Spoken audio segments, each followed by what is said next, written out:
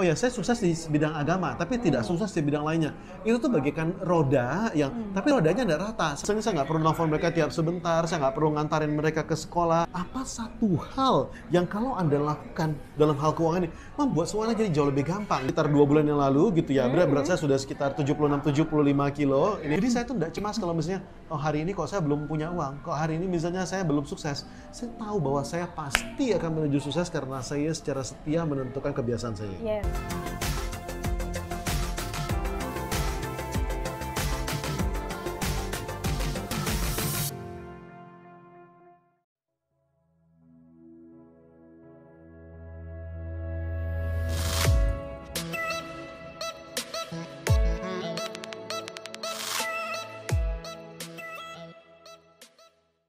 Senang sekali ketemu sama Anda. Gimana kabar Anda?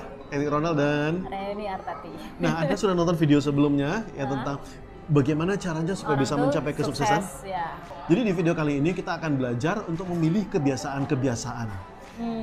Kebiasaan mana yang harus kita pilih? Karena kita punya begitu banyak keinginan. Kita pengen sukses di tubuh lebih hebat, lebih langsing, lebih ini gitu ya, ideal. lebih ideal. Kita pengen juga bisa kaya raya, kita pengen hubungan dengan keluarga lebih baik, gitu. Kita pengen gitu kan, ya sama Tuhan juga sama lebih Tuhan bagus, juga. gitu ya, sama anak juga lebih bagus. Bagaimana cara memilih dan bagaimana cara supaya kita bisa sukses di begitu banyak hal ini? Karena kalau misalnya kita cuma sukses misalnya di bidang keuangan saja gitu ya, atau misalnya oh ya saya sukses di bidang agama tapi tidak sukses di bidang lainnya. Itu tuh bagaikan roda yang tapi rodanya nggak rata. Satu bagiannya sudah sangat ini, tapi bagian lain gini. Ada yang pincang Ya pincang. Saya jalan gedubrak gitu ya. Nggak balance gitu. Nggak balance gitu ya. Nah, disinilah kita belajar bagaimana cara membuat roda tuh bisa menjadi rata sehingga Anda bisa sukses di semua hal. Jadi bukan cuma misalnya sukses di bidang agama saja gitu ya. Bukan cuma sukses di bidang keuangan saja gitu. Nah, ini kita belajar, oke? Nah, so gimana caranya Pak Ronald? jadi gini. Salah satu hal yang saya pelajari adalah salah satu yang penting yang saya yakin mungkin Anda juga sudah belajar yaitu tentang Pareto Effect. Oke. Mungkin kita ingatkan lagi apakah itu Pareto? Efek Pareto ini diperkenalkan oleh seorang ekonom di Italia namanya Vilfredo Pareto. Oke. Beliau menemukan bahwa ternyata 80% orang gitu ya, itu hanya mempunyai 20% uang yang beredar. Tapi 20% manusia itu menguasai 80% uang yang beredar. Jadi kebalikannya? Kebalikan. Dan ini berlaku di seluruh dunia, dimanapun, kapanpun. Akan selalu ada yang namanya Pareto Effect ini, gitu ya. Kalaupun uang itu disebar lagi, dalam waktu singkat akan balik lagi seperti itu Yes. ya? Jadi sebenarnya kenapa mereka ini bisa seperti itu Pak Ronald? Bisa jauh lebih hebat dan lebih menguasai dibandingkan yang lain? Nah, itu kita belajar bahwa kita mesti tahu bahwa akan selalu ada Pareto Effect ini dimanapun dalam bisnis dan kehidupan kita gitu. Maka dalam memilih habits pun akan selalu ada habits yang mempunyai Pareto Effect. Akan ada satu buah kebiasaan yang kalau kita lakukan akan memberikan dampak sangat banyak gitu lah. Oke.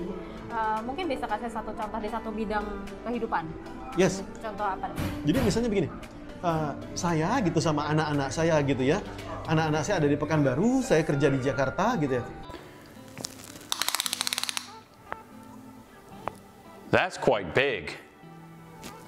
Impressive. Nah, bagaimana caranya supaya saya bisa tetap hubungan saya bisa dekat banget sama mereka, supaya mereka tak mau main, saya tahu juga perkembangan mereka dan lain-lain gitu ya.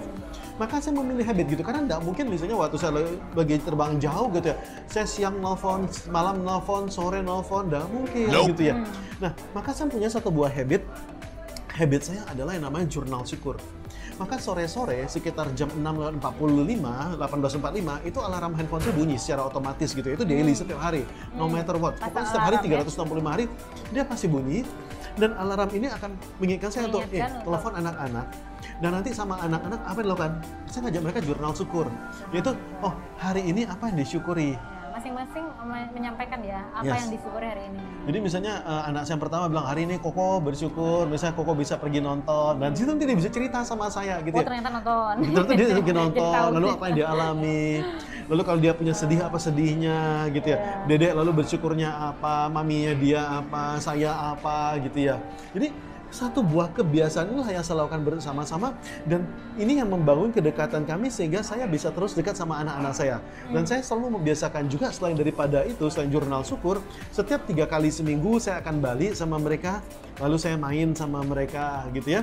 Nah itu adalah kebiasaan saya. Jadi 3 minggu kerja, habis itu seminggu libur. 3 minggu kerja, seminggu libur gitu. Jadi saya selalu menyempatkan waktu seperti itu. Nah, jadi seandainya ada kegiatan-kegiatan yang mungkin bisa mendekatkan Pak Ronald sama anak-anak, misalnya main bersama, nonton bersama, tapi itu tidak dilakukan, tapi yang satu tadi journal figur dilakukan, maka itu akan membantu tetap mencapai goal untuk dekat dengan anak-anak. Kurang lebih seperti itu ya, itu disebut Pareto. Untuk bisa dekat sama anak-anak, supaya relationship saya dengan family, dengan anak-anak saya tuh bisa bagus, saya memilih apa satu saja kebiasaan yang kalau saya lakukan itu bisa membuat semua yang lain jadi jauh lebih gampang atau bahkan nggak perlu dilakukan gitu ya. Misalnya saya nggak perlu nelfon mereka tiap sebentar, saya nggak perlu ngantarin mereka ke sekolah, misalnya saya nggak perlu misalnya membantu mereka tiap hari bikin PR gitu, harus makan sama mereka, nggak harus seperti itu. Saya memilih satu kebiasaan saja gitu ya.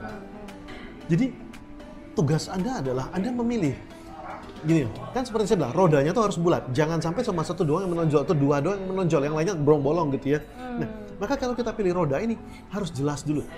Misalnya dalam hal keuangan, apa satu hal yang kalau Anda lakukan dalam hal keuangan ini membuat semuanya jadi jauh lebih gampang gitu. Dan Anda nanti mati-matian mengerjakan itu. Mungkin Anda menghabiskan 1 jam sampai 2 jam tugas Anda sungguh-sungguh, atau bahkan 1 jam sampai 4 jam deh nggak apa. Tapi Anda sungguh-sungguh mengerjakan terus, Anda kerjakan dengan sepenuh hati, dengan sekuat tenaga. Anda lakukan hal yang ini akan membuat lompatannya jadi jauh lebih bagus. Dan itu yang Anda lakukan secara konsisten setiap hari, every day. Dan mungkin kenapa Pareto ini sangat penting, karena kita itu memiliki waktu yang terbatas ya kan. Di dalam waktu yang terbatas itu kita mempunyai banyak aspek kehidupan yang pengen kita raih gitu. Jadi nggak mungkin juga kita bisa mengerjakan semuanya, udah pasti kita kecapean. Makanya kita pilih satu hal yang sangat penting. Jadi kalau misalnya Anda pengen misalnya jadi jauh lebih langsing gitu ya, Anda tidak perlu memilih melakukan semuanya. Anda tidak perlu mesti, saya harus naik sepeda, saya harus lari. Tidak perlu. Anda cari satu hal yang Anda bisa lakukan secara konsisten. Every blessed day. Setiap hari gitu ya. Apa yang Anda lakukan setiap hari itu bisa saya lakukan. Jadi jangan milih misalnya, saya mau lari, tapi hari hujan. Tapi ini hari panas, tapi saya lagi sibuk. Nah, jangan punya kebiasaan yang seperti itu. Cari satu kebiasaan yang bisa Anda lakukan secara rutin, dan kalau Anda lakukan ini bisa memberikan efek yang jauh lebih besar. Misalnya saya gitu ya, kemarin tuh berat saya 86 kilo. Ini adalah berat saya waktu masih 86 kilo, waktu saya lagi menerjemahkan di Australia itu Tony Robbins. Luar, Anda lihat pinggangnya nih, ya di zoom, oke, besar banget ya. Nah, ini adalah berat saya waktu turun sedikit ya, masih sekitar 82 kilo, 83 kilo. Ini waktu saya triathlon di Singapura. Anda lihat, ini lemak kemana-mana. Kebayanglah gitu ya. Beratnya pas triathlon ya. Lumayan banget gitu. Nah, ini beberapa sekitar 2 bulan yang lalu gitu ya. Berat saya sudah sekitar 76-75 kilo. Ini waktu kaki saya baru patah, ini lagi berjemur. Sorry, fotonya agak seksi gitu ya. Anda ngeliat. Nah, apa yang saya lakukan? Yang saya lakukan adalah saya memperpendek jam makan saya. Saya menemukan bahwa ternyata teknik Deddy Corbuzier bagus loh gitu loh. Dengan OCD, dengan cara memperpendek jam makan gitu ya. Itu artinya, bagus. Semakin sedikit yang kita makan ya sudah Makin lah, sedikit pasti yang itu kita makan. rumus pasti untuk membuat berat badan kita turun. Oke. Nah, lalu ada teknik juga yang saya pelajari, yaitu saya ngikut dengan grupnya Pak Tung, Desem Waringin, kan?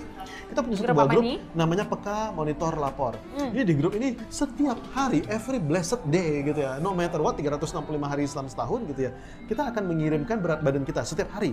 Foto timbangan gitu ya? Foto timbangan kita. Itu kita kirimin.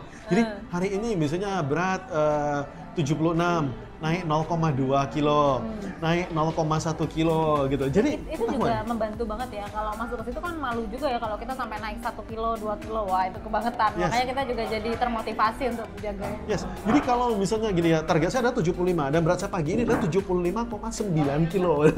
Saya tidak tenang gitu ya.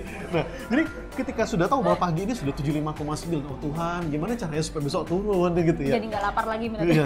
Jadi ketika makan pun milih-milih mana yang saya makan ya, mana yang baru saya minum ya. Ternyata kebiasaan menimbang ini, satu kebiasaan menimbang itu saja, itu membuat semua lain tidak perlu dilakukan, tiba-tiba sudah terkontrol sendiri gitu ya.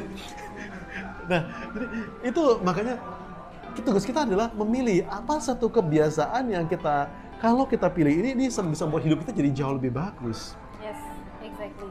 Dan yang pasti kebiasaan itu adalah sesuatu yang dilakukan terus-menerus. Ketika kebiasaan itu terhenti, maka ya sudah arah menuju ke goal itu juga terhenti gitu loh. Jadi jangan sampai kita jaga jangan sampai kebiasaan itu stop. Jadi ini bagaikan misal yang sudah ada auto guidance-nya. Tugas kita adalah pilih dulu mana kebiasaan-kebiasaan yang kita anggap penting. Lalu tugas kita setiap hari adalah melakukan kebiasaan tersebut, and that's it gitu ya. Setiap hari tugas kita adalah mengulangi hari tersebut gitu ya. Jadi kalau saya misalnya pagi-pagi kebiasaan saya kebiasaan bangun, habis itu bersih-bersih, habis itu nimbang gitu ya. Habis itu saya langsung buka komputer gitu ya. Langsung melihat mana daftar tugas saya. Yes. Mana pekerjaan-pekerjaan yang bisa saya harus lakukan. Misalnya pagi berjemur dulu, habis itu apa lagi gitu ya. Dan itu sudah saya buat, nanti siang saya ngapain. Jadi jam makan saya sudah teratur gitu ya. Kurang lebih jam tidur juga sudah teratur. Dan dengan kita hanya memilih satu kebiasaan ini, kita jadi mempunyai banyak waktu gitu ya. Kalau misalnya orang bilang, gue udah kerja dari pagi sampai tengah malam, nih gue gak punya waktu nih. Kasihan banget gitu loh. Misalnya dia bilang bahwa saya sudah kerja mati-matian, tapi kok nggak ada hasilnya. Jadi Anda nggak perlu sampai segitu-segitunya. Anda cuma perlu melakukan satu hal saja untuk satu aspek kehidupan yang pengen Anda tingkatkan. Kesehatan, satu hal. Dalam hubungan sama keluarga, satu hal. Lalu misalnya tentang rezeki, satu hal. Lalu misalnya tentang spiritual, satu hal gitu ya. Nah, itu makanya saya mempunyai namanya DSJ, Daily Success Journal. Ini ada contohnya ya? Yes. Anda coba lihat gitu ya, dan di Daily Success Journal ini saya lihat misalnya secara spiritual apa yang saya lakukan, lalu secara ini apa yang saya lakukan, secara keuangan apa yang saya lakukan, secara keluarga apa yang saya lakukan. Dan setiap hari itu saya merasa puas dan saya langsung merencanakan besoknya saya mau ngapain. Nah, gitu ya. Jadi ini terus berkelanjutan, menjadi kebiasaan yang berkelanjutan. Jadi saya tuh tidak cemas kalau misalnya hari ini kok saya belum punya uang, kok hari ini misalnya saya belum sukses. Saya tahu bahwa saya pasti akan menuju sukses karena saya secara setia menentukan kebiasaan saya. Yes, sering lebih dibahas ya. Sasarannya apapun, ditentukan atau tidak, kalau kita punya kebiasaan menuju ke sana, pasti kita sampai ke sana. Oke. Gimana? Anda mau ini mungkin atau mau bangun kebiasaan mungkin ya, boleh Anda catat-catat dulu ya apa yang kira-kira menuju ke goal Anda. Oke. Nah, salah satu kebiasaan kita juga adalah kita suka jalan-jalan gitu ya. Jadi kalau misalnya Anda suka jalan-jalan, Anda bisa lihat videonya ini ada kita lagi mentoring di Tanjung Lesung gitu ya. Salah satu kebiasaan kita suka jalan-jalan, belajar di tempat yang baru, melihat suasana baru. Dan why not Anda ikut jalan-jalan sama kita, Anda bisa ikut tes event sama kita, Anda lihat video-video ini gitu ya. Dan kalau misalnya why not gitu kita bisa ketemu dan Anda juga bisa ikut di feature di video kita sama-sama dan hubungi kita di IG di bawah ini. Oke? Ya, kita tunggu ya. Dan nanti kasih tahu sama kita apa kebiasaan baru yang sudah Anda. Selamat nonton, saya Hendrik Ronald dan Daniar tadi. salam dahsyat buat Anda.